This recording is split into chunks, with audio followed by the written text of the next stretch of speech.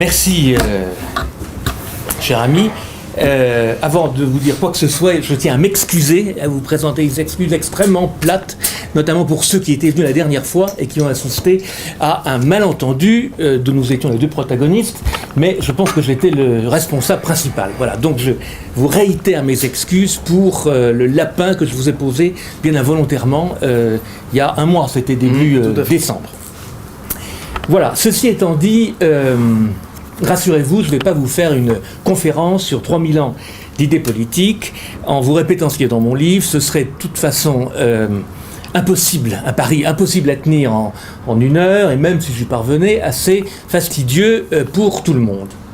Ce que je voudrais essayer de faire, si vous en êtes d'accord, et c'est l'objet principal de ce livre, qui est davantage un guide qu'un cours de sciences politiques, c'est de remettre un peu d'ordre dans la confusion ambiante, dans ce que j'appelle la culture du zapping qui envahit notre vie, et surtout le quotidien culturel des jeunes générations qui sortent de l'école et parfois même de l'enseignement supérieur sans avoir de repères très clairs, voire pas de repères du tout, sur ce qu'il est convenu d'appeler l'histoire des idées.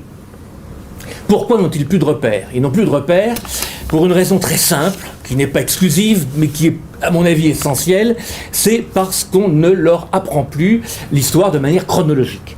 La chronologie est même devenue un gros mot dans le vocabulaire des IUFM, et parce que quand on n'apprend plus la chronologie, on se met en position de ne plus raisonner logiquement. Chronologie, chronos, logos, le temps et la raison. Le pire des écueils, quand on essaie d'y voir clair dans l'histoire de la pensée, et spécialement de la pensée politique, plus encore que dans celle de la philosophie, c'est de sortir les idées de leur contexte, de les sortir de l'ambiance qui les a fait naître, du contexte qui les a fait émerger, triompher, parfois échouer. Et quelques exemples. Quand on parle de la démocratie, tout le monde parle de démocratie, surtout en ce moment, et quand on parle de démocratie dans l'Athènes du 5e siècle, qui la formalise, dans l'Athènes de Périclès, où un petit nombre de citoyens règnent sur une masse d'esclaves et de métèques sans droit politique. Ce n'est pas la même chose que quand on en parle au 19e siècle et qu'il est question de suffrage censitaire ou de suffrage universel. Autre exemple, quand on taxe un régime de tyrannique dans l'Antiquité, encore, par exemple sous Pisistrate, au 7e siècle, qui est un tyran athénien. C'est pas du tout ce qu'on entend au 16e siècle, sous la Renaissance. Quand on cherche, par exemple, là, ou au 20e siècle, quand on cherche à définir une dictature, au 7e siècle, il faut bien se représenter que la tyrannie est un progrès par rapport au régime précédent des cités grecques, qui était l'oligarchie. C'est un grand progrès qui amène vers la démocratie. C'est un passage obligé vers la démocratie. Au XVIe siècle, sous la plume de ceux qu'on appelle les monarchomaques, et qu'on trouve d'ailleurs aussi bien du côté des réformateurs protestants que des catholiques, et qui veulent limiter le pouvoir royal et même éliminer physiquement les souverains qui dépasseraient leurs prérogatives, c'est un terme totalement péjoratif, ça n'a plus rien à voir. Le tyran est à chasser de la surface de la terre. Même contresens pour l'absolutisme. L'absolutisme est une théorie inséparable de l'âge classique, c'est-à-dire du XVIIe siècle, et qui n'a rien à voir, comme on l'entend trop souvent, avec le totalitarisme, qui est une idée propre au XXe. Donc, si vous voulez, réassigner un sens au mot, réassigner une géologie au concept, c'est remettre un peu d'ordre dans les têtes, et c'est ce que j'ai modestement essayé de faire dans ce livre. Mais pour remettre de l'ordre dans les têtes, là où il y a des ordres, il fallait moi-même que j'évite deux écueils, et c'est pour ça que ce livre est partiel. J'espère qu'il n'est pas partial, mais en tout cas partiel. Il fallait que j'évite de verser dans l'histoire de la philosophie pure, et il fallait que j'évite l'autre écueil qui était de raconter une histoire des systèmes politiques. Alors, ne pas tomber dans l'histoire de la philosophie, si évidemment ce livre fait allusion au grand courant de la pensée spéculative, je l'évoque qu'en fonction de leur influence sur les idées politiques. Par exemple, quand je parle d'Aristote, que vous connaissez bien ici, j'en parle pour ce qu'il apporte à la théorie, à la théorie de la communauté, à la théorie qui deviendra la théorie de l'État sous saint Thomas d'Aquin. Quand je parle de Spinoza, j'en parle pour son traité sur l'autorité politique, je n'en parle pas à propos de l'éthique. Même si j'y fais allusion. Même chose pour Hegel et sa théorie du droit, elle est plus importante pour nous que sa phénoménologie. Deuxième écueil donc, ne pas raconter les systèmes politiques. Et ça pour une raison très simple et qui est parfois difficile à comprendre, mais que je vais essayer de résumer le plus clairement possible, c'est que les systèmes politiques préexistent aux idées politiques. Dans un grand livre qui s'appelle « L'histoire commence à Sumer » du grand assyrologue Samuel Noah Kramer, un américain d'origine russe, Samuel Noah Kramer montre qu'au cours du 3e millénaire, l'État, la structure étatique, est née avant d'être pensée.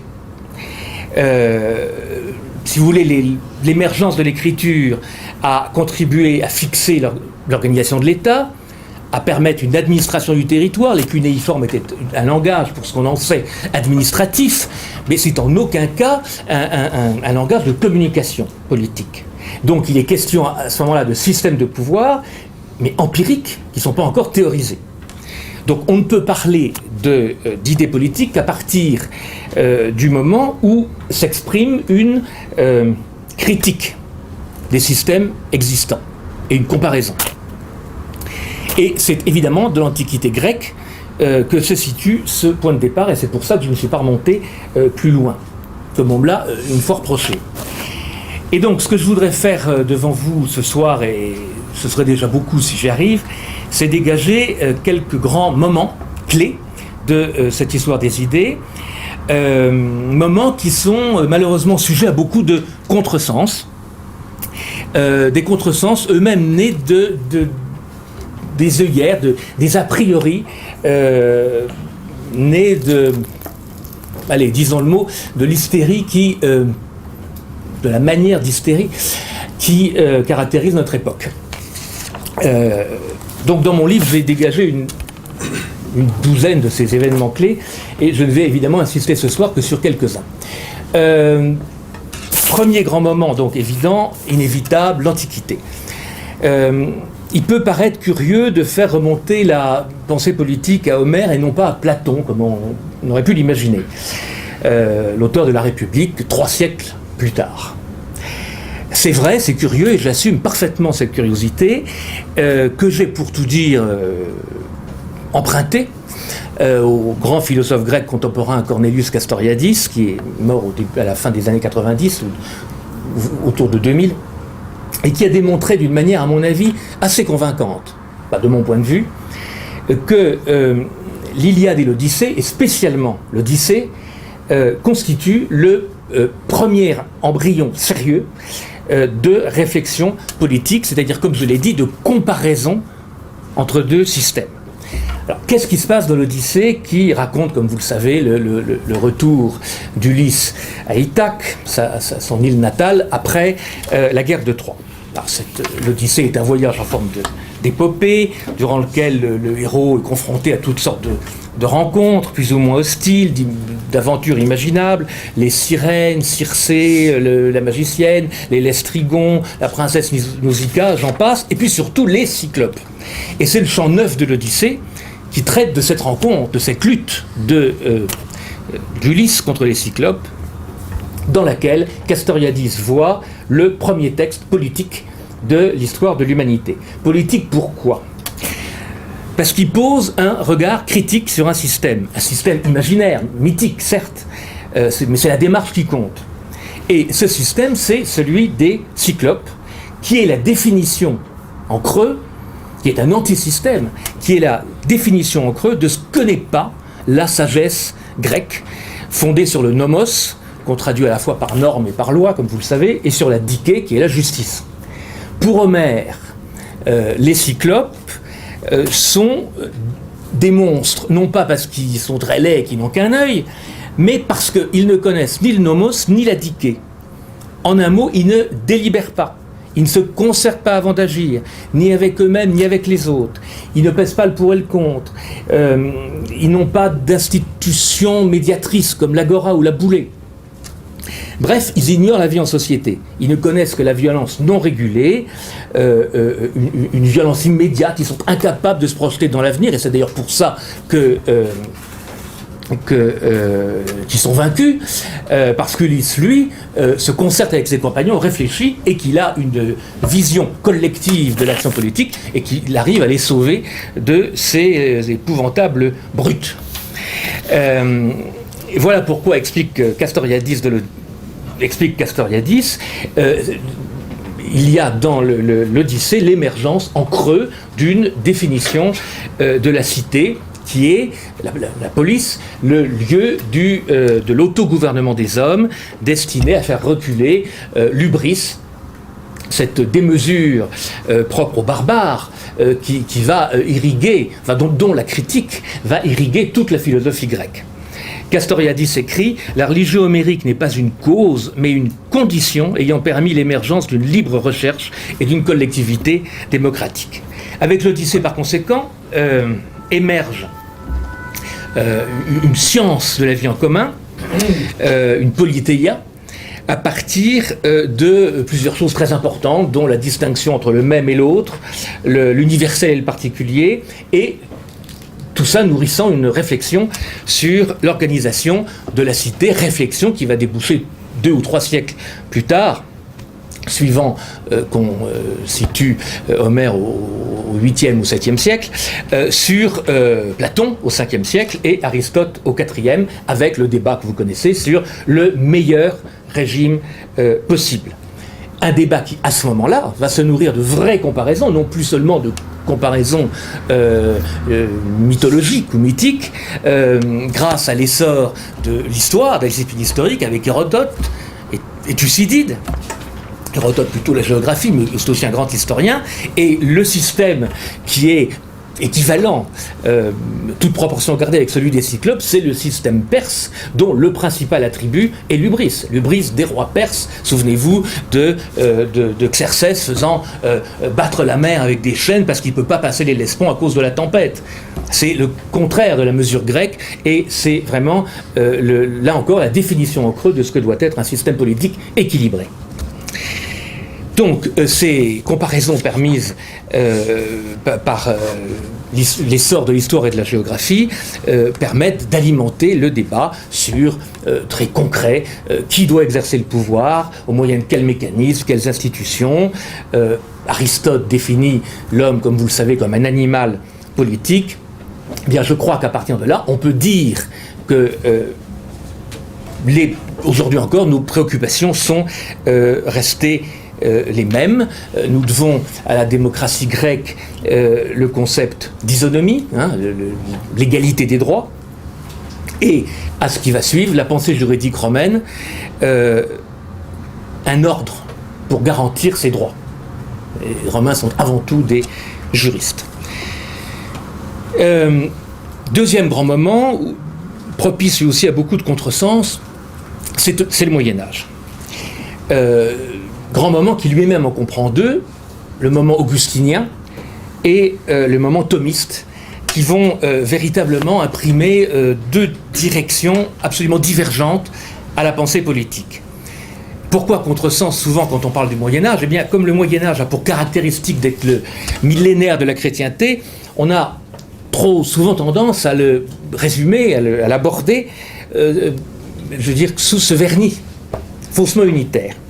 Or, c'est une erreur, car rien n'est plus divers et plus riche que la pensée politique du Moyen-Âge, qui est certes d'emblée une pensée théologique, mais qui, comme je le disais, est loin d'être unitaire. On peut même dire que ce millénaire est celui de toutes les révolutions. Des révolutions qui vont s'organiser autour de ces 2 matrices. Saint Augustin, héritier de Platon, et saint Thomas, héritier d'Aristote. Alors de saint Augustin, qui je vous le rappelle, vit à la charnière de l'Antiquité romaine et du Moyen-Âge, il était évêque d'Hippoune dans l'Algérie actuelle, va naître ce qu'on appellera par la suite l'augustinisme politique, qui est le grand instrument de la théocratie pontificale, dont les papes vont tirer argument pendant très longtemps, jusqu'au XVe siècle, même jusqu'au début du XVIe, pour fonder leur supériorité sur l'ordre temporel. Vous connaissez le postulat de la cité de Dieu, le monde sensible est corrompu par la matière, Augustin dit mundus est immundus, et donc le salut politique ne peut provenir que d'une soumission à la parole de Dieu, donc aux Écritures, dont le prince n'est que l'interprète, et pour tout dire, le serviteur. L'influence de Platon est évidente, on ne va pas rentrer dans des détails que vous connaissez, mais il y a une analogie frappante entre l'idée platonicienne qui est développée dans le mythe de la caverne, du monde des idées inconnaissables derrière le vernis des apparences, et du monde sensible, et l'idée augustinienne, suivant laquelle le royaume de Dieu n'est pas de ce monde.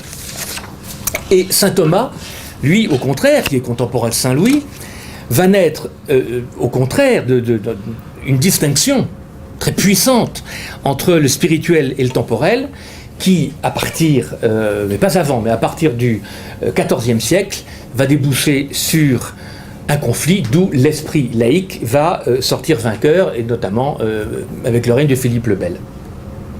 Et je dois dire que ce dernier tiers du Moyen-Âge, auquel j'ai consacré pas mal de pages, plus que dans une histoire politique classique, est tout à fait passionnant, parce qu'on assiste à un double mouvement.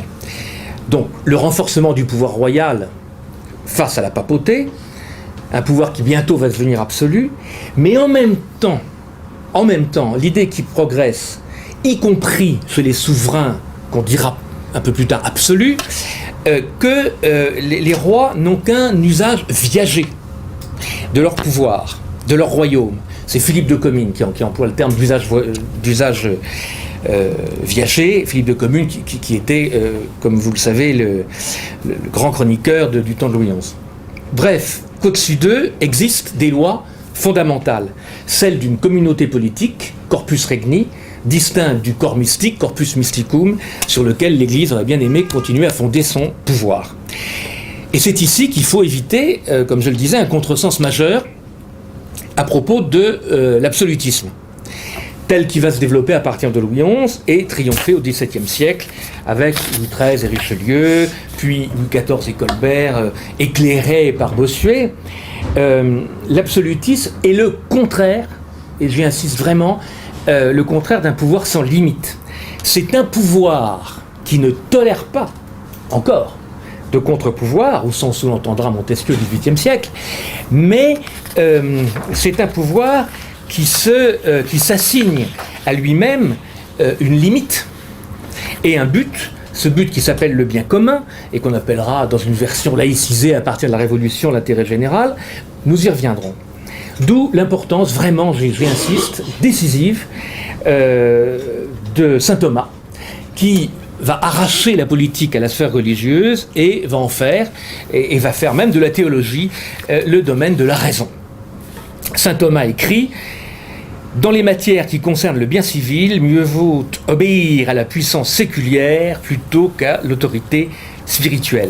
Bien, c'est en appliquant ce principe directement hérité d'Aristote que les juristes français, les juristes gallicans qu'on appelle les légistes, mais aussi en Angleterre les partisans des droits du Parlement, mais aussi les légistes des empereurs allemands, des empereurs germaniques, vont créer un droit naturel de l'État. Vous parliez de l'histoire du droit, elle est fondamentale à ce moment-là pour l'histoire des idées tout entière.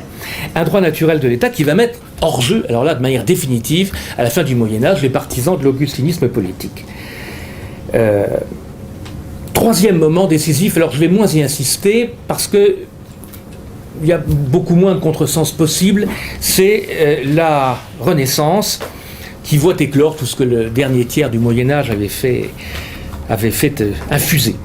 Donc je ne veux pas trop insister sur cette période, elle est généralement bien connue grâce à l'humanisme. C'est le moment, vous le savez, de la redécouverte de l'Antiquité, qui va replacer l'homme au centre de la connaissance. Et c'est, on ne le dit pas assez à mon avis, le moment où le fils de Luther, tout en déclenchant les guerres de religion qu'on connaît, va répandre une idée fondamentale qui est que la politique est plus importante que la foi. Et c'est la devise de la fameuse paix de religion d'Augsbourg de 1555, cuius regio ou ius religio, qui est un moment très important pour la liberté de conscience, moment qui va connaître son accomplissement avec l'édit de Nantes en France en 1598, où là, on n'admet plus seulement que chaque État puisse choisir sa religion, on admet la coexistence de confessions différentes dans un même royaume. Et ça, c'est la preuve que l'État, donc la garantie de la paix civile, prend une importance supérieure à celle de la religion. Or, ce texte, l'édit de Nantes, dont on parle, à mon avis, pas suffisamment dans l'histoire des idées, qui est un moment historique qu'on décrit comme un moment de tolérance, ce qui est vrai, mais c'est un moment très politique. Parce qu'il intervient au moment où l'absolutisme s'impose en France, avec Jean Bodin, qui, hasard des hasards, meurt la même année. C'était en 1598, la même année que l'édit de Nantes. Et on voit bien, par cette coïncidence, celle de l'édit de Nantes et celle de la victoire politique de l'absolutisme, que le pouvoir royal n'est pas un totalitarisme. Vous connaissez la devise de Jean Bodin, qui est incidemment celle de Valeurs Actuelles, il n'est de richesse que d'hommes. Ça veut dire que le pouvoir royal est là pour servir l'homme, y compris, et c'est toute la question qui déclenchera la révolution, y compris l'arbitraire royal. Et c'est devenu extrêmement difficile à comprendre dans notre époque postmoderne qui est éprise de liberté immédiate, etc. Mais c'est pourtant la vérité. Je vous rappelle les 3 principes de Jean Bodin. 1. La souveraineté réside dans le peuple et pas dans les corps intermédiaires, ça ne vous rappelle rien.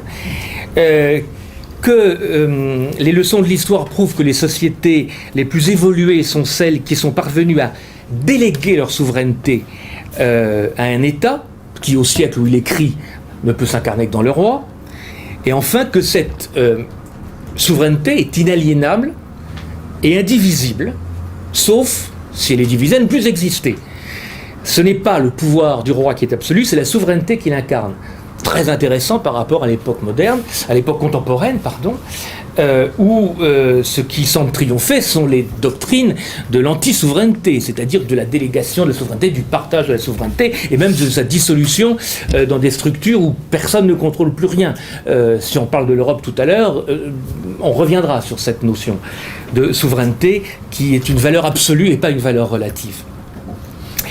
Il y a donc en même temps chez Bodin, à ce tournant vraiment décisif de la fin du XVIe et du début du XVIIe siècle, une remise au goût du jour de la pensée thomiste qui assigne au souverain une fonction distincte de sa sacralité religieuse. Mais c'est aussi une évolution majeure vers la conception républicaine de la souveraineté qui sera celle de la Déclaration des droits de l'homme et du citoyen. Le principe de toute souveraineté réside essentiellement dans la nation, dit la Déclaration de 1789. Nul corps, nul individu ne peut exercer d'autorité qui en émane expressément. D'où le fait majeur du siècle suivant, l'absolutisme Louis XIVien, qui, comme vous le savez, achève de domestiquer la noblesse, d'imposer la raison d'État, mais qui avait été formalisé par Richelieu comme un équilibre général des droits et des devoirs. Le souverain ne s'appartient plus. Il ne s'appartient qu'en tant qu'il incarne cet intérêt général. Je me suis servi beaucoup, certes, des mémoires de Richelieu, mais j'ai relu un texte merveilleux qui, à mon avis, vaut au moins autant, et moins connu, mais vaut autant que les mémoires du cardinal de Retz, qui sont les historiettes de Tallemant des Réaux. Tallemant des Réaux, qui est contemporain de la Fronde, je crois qu'il meurt un petit peu avant le cardinal de Retz, mais enfin ils sont vraiment contemporains, raconte une très belle anecdote sur Louis XIII, à la bataille des ponts de C. C'était en 1620, c'est au moment d'une des 2 ou 3 guerres où il affronte sa mère, Marie de Médicis. Et le roi s'approche extrêmement près de la ligne de feu, et il se voit reprocher justement de prendre d'immenses risques. Et il répond, et c'est rapporté par Tallemant: je ne sais pas envoyer mes soldats à la boucherie, je ne sais que les y conduire moi-même. Eh bien, c'est vraiment à cette époque que naît l'idée qui va être popularisée sous Louis XIV et qui sera tellement incomprise des républicains postérieurs: l'État c'est moi. L'État c'est moi, c'est-à-dire je ne mérite d'être l'État, je ne vois en tant qu'absolu que si j'incarne l'intérêt général.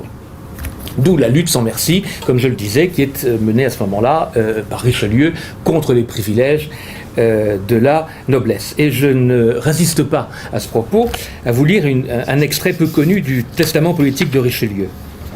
C'est un défaut assez ordinaire à ceux qui sont nés dans cet ordre, il parle de la noblesse, d'user d'une violence contre le peuple, à qui Dieu semble avoir plutôt donné des bras pour gagner sa vie que pour la défendre.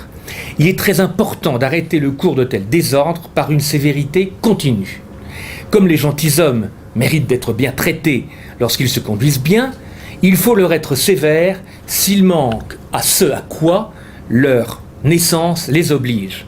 Et je ne fais aucune difficulté à dire que ceux qui, dégénérant de la vertu de leurs aïeux, manquent de servir la couronne de leurs épées et de leur vie avec la constance et la fermeté que les lois de l'État requièrent, mériteront d'être privés des avantages de leur naissance et réduits à porter un fardeau du peuple. Si ce n'est pas révolutionnaire. Et je trouve qu'il y a dans ce texte absolument essentiel une conception du mérite qui prépare le meilleur de la Révolution française, l'égalité civile, et sans doute le meilleur de la doctrine napoléonienne, à savoir la définition d'élite en fonction de l'utilité sociale. Grande rupture, après cette période d'équilibre, qui est la naissance de l'individualisme, qui s'affirme à peu près au même moment que Bossuet, c'est-à-dire au moment où la doctrine absolue est à son paroxysme. C'est en Angleterre avec la fameuse glorieuse révolution de 1689. Alors là, nous sommes en face d'un tournant très important de l'histoire des idées qui va imposer une conception utilitariste de la politique, en phase d'ailleurs avec l'installation de la monarchie parlementaire en Angleterre. Et cette conception utilitariste de la politique va s'incarner dans des courants qui vont coexister et très rapidement diverger: le libéralisme anglais et le libéralisme français à la Montesquieu. Le premier étant essentiellement économique, le second étant essentiellement politique. Et ces deux libéralismes peuvent se recouper, mais ils ne le font pas toujours, et parfois même ils s'opposent. Et c'est cette confusion que j'ai essayé de souligner dans les textes que j'ai choisis pour ce livre. Alors, on ne va pas redéfinir le libéralisme anglais de cette époque, on le connaît à peu près, on connaît ses auteurs, il s'appelle Locke, Hume, Adam Smith, Bentham, et puis finalement Marcus, qui en était un peu l'assomption, puisqu'il va jusqu'à dire que la richesse est une vertu, que la pauvreté est un vice, et que le progrès ne consiste pas seulement à contrôler le pouvoir exécutif, comme dit Montesquieu, mais à le soumettre à l'ordre législatif, parce que, dit-il, le pouvoir législatif émane des classes qui détiennent le pouvoir économique. C'est extrêmement important.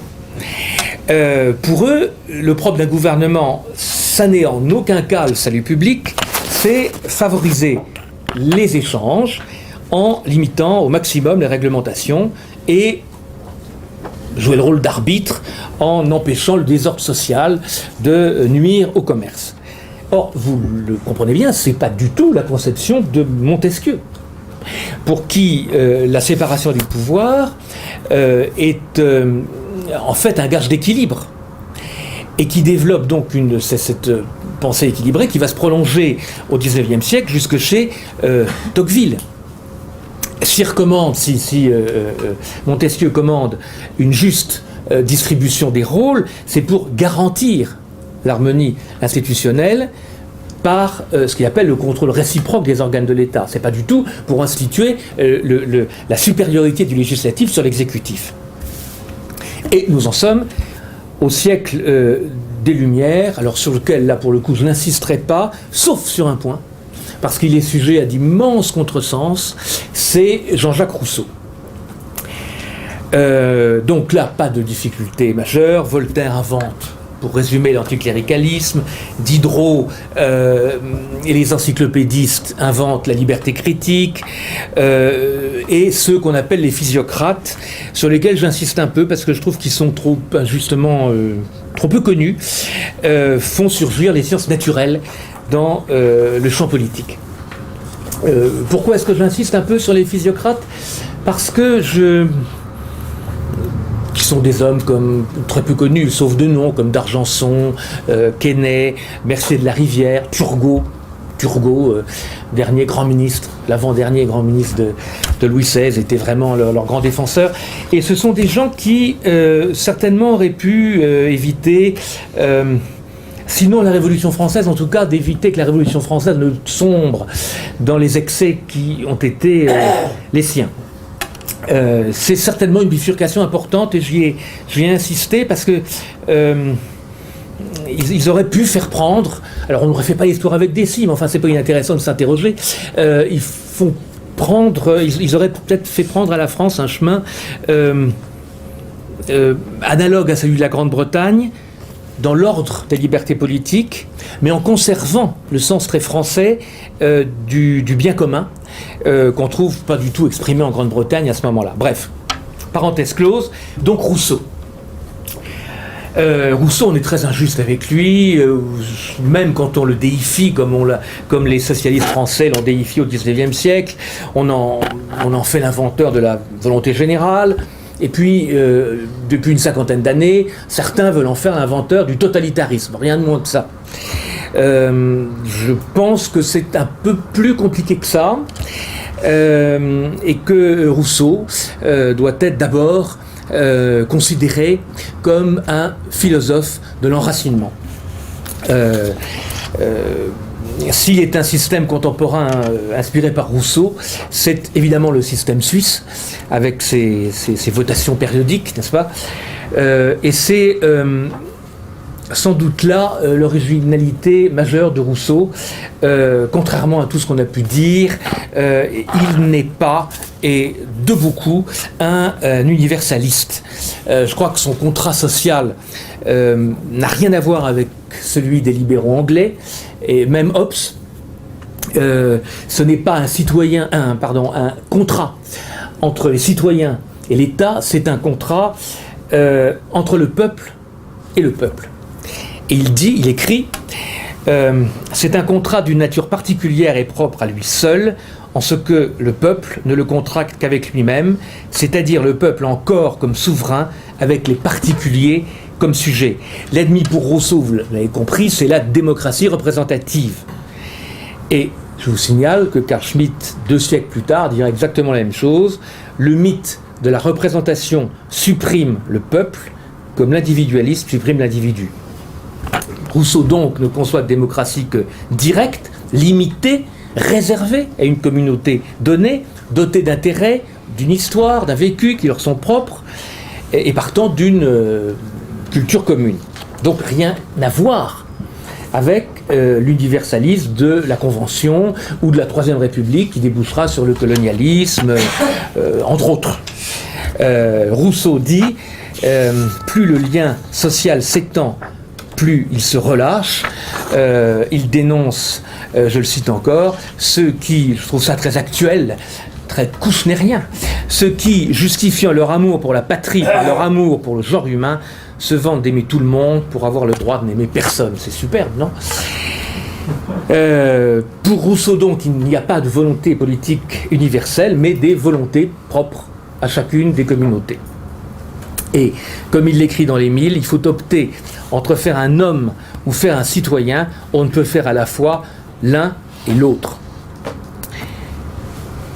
Et voici l'immense 19e siècle que j'ai essayé de traiter en 4 grands moments. D'abord l'éveil du nationalisme, ensuite le triomphe du libéralisme, puis bien évidemment la réponse socialiste qui inclut les marxistes et les socialistes non marxistes, dont la tradition socialiste française à laquelle, à mon avis, on ne donne pas assez de place, avec notamment des penseurs comme Blanqui, comme Benoît Malon, qui est trop peu connu, et puis aussi les critiques non socialistes de la démocratie libérale, parmi lesquels je donne une grande place à la doctrine sociale de l'Église, mais aussi à l'anarchisme et à l'autre bout de l'échiquier aux penseurs de l'action française.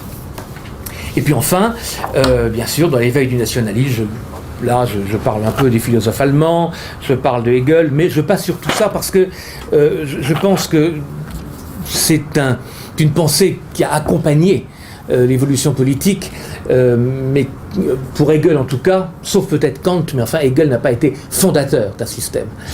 C'est un doctrinaire de l'État, ce n'est pas le doctrinaire d'un système. Et puis n'oublions pas le romantisme, autre grand moment, c'est pas qui est le vecteur privilégié du printemps des peuples de 1848, avec cette chose dont on parle là encore trop peu, au-delà même des doctrines politiques, qui sont l'élaboration, au cœur du XIXe siècle, d'épopées fondatrices, par lesquelles, notamment les langues nationales, deviennent un instrument, un véhicule d'émancipation. Je pense aux frères Grimm en Allemagne, à Manzoni en Italie, etc.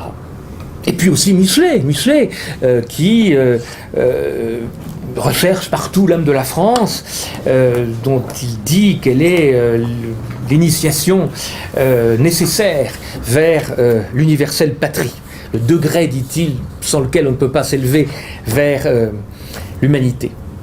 Alors sur le libéralisme et le socialisme, je n'innove pas spécialement, sauf, comme je l'ai dit, peut-être en réservant une part un peu plus importante que d'habitude au socialisme français, et notamment aux penseurs de la Commune, qui étaient loin d'être tous des socialistes classiques, et même pour certains qui étaient d'authentiques patriotes, en tout cas sûrement pas des internationalistes béats. Certains, même comme Sorel, ont eu un rôle tout à fait décisif, en prenant conscience et en disant très tôt de ce que le marxisme, qui ne sera mis en pratique qu'au XXe siècle, pouvait contenir d'effrayant dans sa logique du nivellement.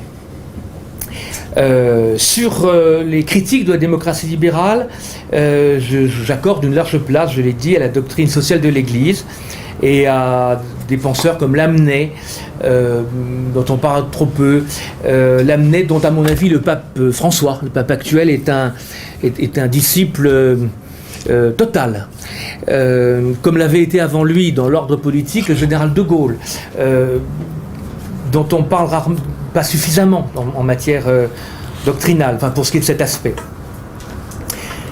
Reste, et c'est la dernière grosse partie de ce livre, les 2 moments essentiels qui sont très largement ce que nous vivons, le totalitarisme qui s'affirme au XXe siècle et les théories de la mondialisation dont procède notre XXIe siècle.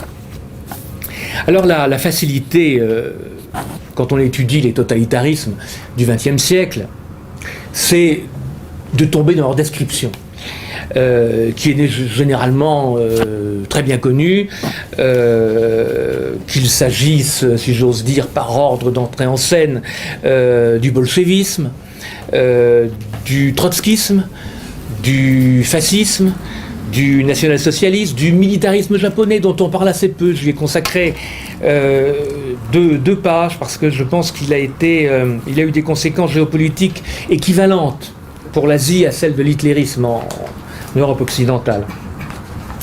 Donc, je n'ai pas cherché à revenir sur la description qui est relativement connue de ces totalitarismes, mais de montrer que derrière ces idéologies grandes pourvoyeuses de mort et d'holocauste, il y a des idéologies qui ne sont pas nées de rien. Alors bien sûr, elles ont en commun de répondre à la définition que donne Hannah Arendt du totalitarisme, définition que vous connaissez mais que je vous répète, un système qui, loin d'être sans loi, dit-elle, comme la tyrannie, est prêt à sacrifier les intérêts vitaux immédiats de quiconque à l'accomplissement de ce qu'il prétend être la loi de l'histoire ou celle de la nature. Donc, cet attendu étant admis, j'ai voulu montrer que chaque régime totalitaire comportait sa logique et sa spécificité.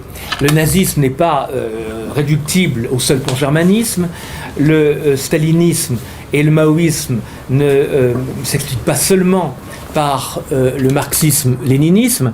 J'essaie de montrer par exemple combien Hitler est solidaire d'une conception géopolitique impériale qui remonte au Moyen-Âge. Staline est inséparable du panslavisme et Mao du confucianisme. Et de la même façon, j'essaie de montrer que la défaite brutale de l'hitlérisme en 1945 et la disparition beaucoup plus progressive du stalinisme dans les années 50 et 60 n'ont pas épuisé, loin de là, le débat sur le totalitarisme. Et je crois qu'il n'est pas inutile de se demander aujourd'hui si le danger totalitaire appartient au passé ou au contraire s'il n'est pas en train de ressurgir sous d'autres formes.